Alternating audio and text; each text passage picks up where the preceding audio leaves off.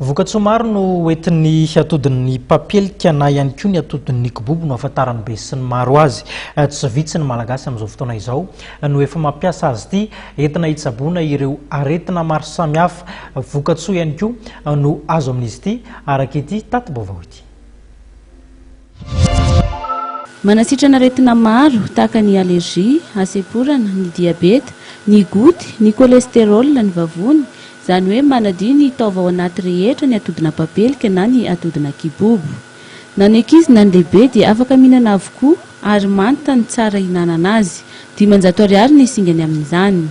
Mety amin'ny sokajin'olona rehetrarehetra ilay atodina papelika dia ahitana vokatsoa fihinanana azy. Ny aretina efa voapirofo izany hoe sitrany atodina kibobo ny resaka asma, ny alergia, resaka goty, diabeta, kolesterol, vavony, maro be da be zany tsy voatanisako daholo.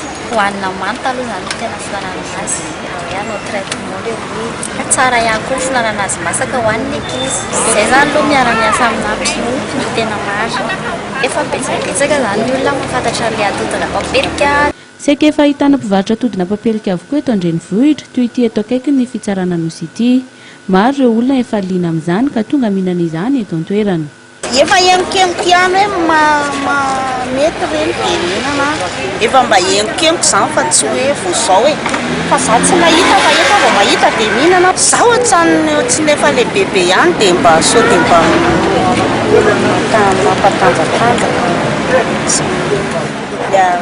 Ny zavatra tsy metimety eo tsy fantako tsy mbola marary aloha izao fa mba fiarovarovana izany. Efa misy mihitsy ny orinasa mivarotra atodina papelika amin'izao ary miara-miasa amin'ny mpiompy izy ireny. Marina fa ny hery entin'ny atodina papelika iray dia mahasolo atody akoho 4.